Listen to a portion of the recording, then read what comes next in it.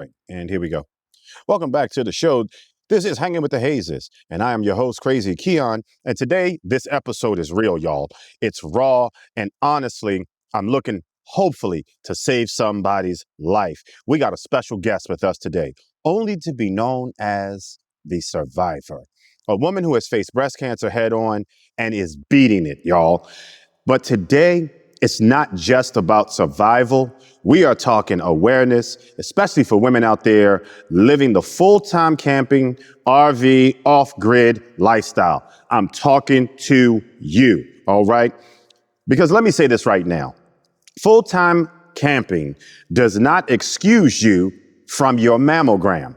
Survivor, welcome to the show. How are you today? I'm wonderful. Thank you. Good. Listen, I'm gonna get right to the chase. Let's start here. Take us back to that moment when the doctor said, you have breast cancer. What hits you first? I think the first thing that hits you is that somewhere at the back of your mind, or even in your worry between now and the time that you get your results, you're afraid already because you think this is the worst case scenario. Right. And in my case, I found a mass. And I went in for a mammogram that basically was in between times. Okay. I had only been 8 months out from my previous mammogram, which was normal. Okay. So this is a very rare and aggressive cancer, triple negative breast cancer. And as such, it hit me like a ton of bricks because I felt the lump and immediately my heart sank. And everything from that point forward was very quick. Okay. I called to my primary care doctor, who immediately brought me in for an examination, which went to a mammogram, which escalated within 24 hours to biopsies. Right. So within a very short period of time, I had confirmation that I had breast cancer. So, and I just want to make sure we understand this. So you had a screening mammogram. Yes. And between the screening mammogram, which came back what we call a low BI-RAD number, either a 1 or a 2, now all of a sudden you are looking at diagnostic mammogram, biopsy, cancer. Yes. In an 8-month time frame. Yes. Yes.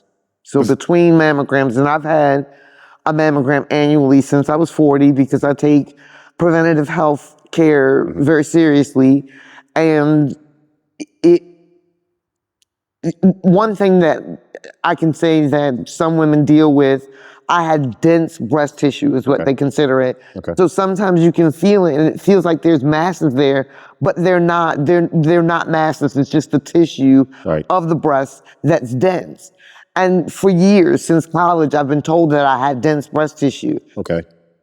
What they don't warn you is that potentially dense breast tissue can lead to breast cancer. Right. So even with the screening and annual checks, within 8 months of my normal screening, I was positive for breast cancer stage 3. So. Before that moment, where there's signs that your body was giving you that maybe didn't seem serious at the time, and I'm talking pre-lump. No. Okay. There were no warning signs. The only indicator I had was when I was doing my own breast examination and discovered what felt more than just dense tissue. And there was swelling, and at that time the symptoms started to escalate, and therefore, it was just a confirmation to hear the doctor say that I had breast cancer. So you were keeping up with all of your mammograms, which is good. Thank you were able to give an accurate timing from the time that you got the clean screening mammogram to now, all of a sudden, I have a lump and ultimate breast cancer. Let me ask you this. How important was it for you to know to check your own body and trust your judgment? It's very important. I mean, it's, as I said, my health is something I take seriously. And since my adulthood, I've always done self-breast examinations. I was taught by the doctors how to feel and discern one mass from another mass Right. that may be Right. breast tissue. So it was very important to take that initiative every month to do the check. Right. But at the point that I found the mass, it was just a short period of time between one examination and another. Wow. Wow.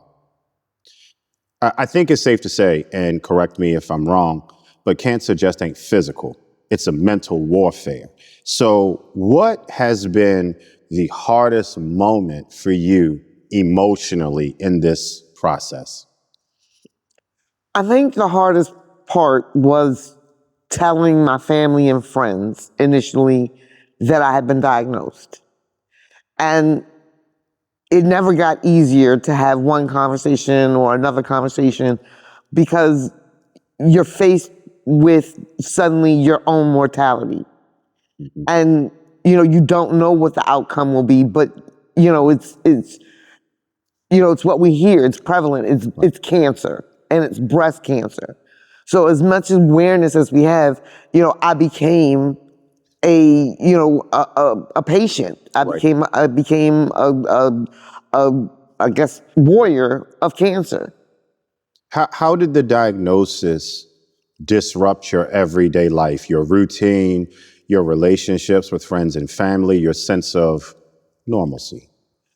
Um, I want to say that the hardest challenge is the amount of attention that you have to pay to your body, even more so after you're diagnosed, with your diet, with what you subscribe to in terms of supplements.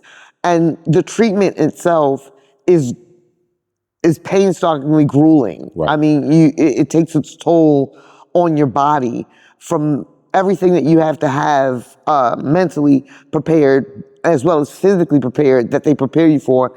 It's an onslaught of information, Right. and it feels sometimes like you're drinking from the fire hose. But you have to kind of slow things down, take in consideration what you're dealing with, do your own research to ask the questions that are important to you, but it puts you in a new universe. And in terms of my friends and family, I can't say enough about those people who have stepped forward to support me. And not everyone has that same blessing, but I am blessed that a lot of my family stepped forward. I didn't go to any chemo treatments without someone accompanying me throughout my treatment. Right. Right. And the treatment itself, it will change your body. Mm-hmm. And I've had a double mastectomy, so that also alters what you see and what was normal and what is now your new sense of normal. My days consist of either a cancer treatment for chemo Mm-hmm. or a treatment for immunology. Wow. I've had seven surgeries since August the 14th of this past year. So in the past 7 months, I've had 7 surgeries. Right. So it is intensive. And that's what makes pre-screening and vigilance and self-care important. No matter where you are in life, you have to prioritize that in your health. And I can hear it in your conversation that when it comes to strength and support doing all of this, your friends and family have been behind you 100%. Yes. And I understand that. Shout out to the Zetas that are out there listening to this show. I know it's some of y'all out there. Tell us how important that fraternal structure has been in this journey with you as far as strength and support. I am a member of Zeta Phi Beta Sorority Incorporated, and I, what I can say is I have participated in the past myself before being diagnosed in breast cancer walks and breast cancer sponsorship with my organization. So once I found out and I initially told my sorority sisters that I'm close with, the word was spread. Wow. Right. And it went, viral to a place where I had incoming, DMs, and I had just a show of support in my social medias and in the outreach personally, people who knew me directly and had not just followed my story, but knew me directly. I just can't say enough about the onslaught of support that went when the call was made that I was in a place where I needed support. So shout out to my sorority sisters and my fraternity brothers of Phi Beta Sigma fraternity as well. Phi Beta Sigma, Zeta Phi Beta. Listen, I appreciate everything that I'm hearing. That is how you support your brothers and sisters. And I just want to let you know, Crazy Keon appreciates you if nobody else has shared that with you. That is the information I wanted to hear. Change in direction just a little bit, because I'm thinking that this might be able to help somebody else that's out here camping, talking directly to those women that are on the road full time. Why is it dangerous to think, I'll deal with my health later? Give us a little insight on that. I mean, as I said, I'm in a rare category with triple negative breast cancer, which is one of the most rare and aggressive forms of breast cancer. But just that short amount of time, it was a blink of an eye between one normal exam and where I am now. One thing that I want to bring to the attention of those that are listening is that there is a new a new form of mammogram that you can have as a supplemental to your annual. And typically they will ask you above and beyond your insurance, it's a $40 outlay for a AI version of your mammogram. So it goes beyond what the normal mammogram has done in the past years. It's new technology. And if it's offered to you, what I would suggest is take it. Yeah. And just to give you a little insight on what she's referring to, the enhanced breast cancer detection mammogram that she's talking about is indeed that AI technology that is able to see lesions and cancerous tumors down in the nanometer range. And based on the shape of that, they can determine pre-ultrasound what that is. That is something that has been developed with many companies over the country. And I am going to suggest, as she said, if they offer this AI technology, look, now is not the time to be scared of this stuff. You're already out here on the road. You're doing your thing. That is scary enough. Don't play when it comes to your health. If you can afford a $300,000 rig, you need to take care of a $40 AI technology to make sure that you are healthy. And I'm also going to put this out there, and Survivor can, definitely co-sign with this. If you are a woman living in a full-time lifestyle in an RV, you can stay on top of your mammogram screenings. All you have to do, the research is here on the website, on the web, Google it. I'll put it down in the description. If you're going to be in a town, find mobile mammogram clinics, even if you got to pay out of pocket. Yeah. Most of them are free. They don't care what state you're from. All they want to do is make sure that you as a woman is healthy. All right. Secondly, plan your trips. And then when you either make your way back home or while you're out, find out, especially those who have Medicare, you have the best coverage in this situation. Find a doctor. That's all you got to do. Most places, if you have a physician, I've read this too, you don't even need an order or a prescription. No, you do not. A lot of doctors will take what we call self-requesting mammograms. Look it up. It's all there on the web. Listen, ladies, I love you. I love y'all's conversation. I love y'all's cooking. I love y'all's company when we out here on the road, but I also love you enough to tell you what you need to do to be safe. And I think I can say this, Survivor, and correct me if I'm wrong. Our Black community is getting hit hard. Yes. Getting hit hard. Yes. And, the rare of rare is that triple negative breast cancer affects African-American women at a greater rate than our Caucasian counterparts.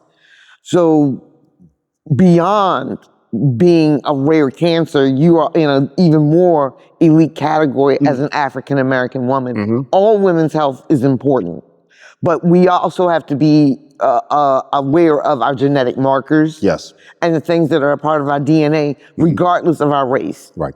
And these are precursors that could be in your DNA. Genetic testing is also something that is available that you can ask your primary care physician for in terms of assessment, to assess potential risk of breast cancer, and if in fact you carry any genes or markers. Be amazing how many people are walking around BRCA2 positive and don't know. Right. Yeah, yeah. Now, I just want to ask you this, okay? What do you say to women who keep putting off their mammogram? I would not, there's no part of me that would ever advocate for a woman not to take care of herself. As I said, prior to being diagnosed, I was an advocate, and I was also mindful of my health and my annual pap smear and mammogram, as they are critical and they're crucial to your core health. And if you don't get that baseline, you'll never know, and you don't want to find out when it's too late. Yeah, yeah. Now, listen, I want to thank you so much for your time and attention to this matter. This is near and dear to me simply because I love our women to be healthy. That is very important. I got a mama and I want her to be healthy. She tells me all the time, about the things that she's dealing with now that she is a little bit older. But the one thing that we don't skip is that mammogram, because I'm going to tell you something.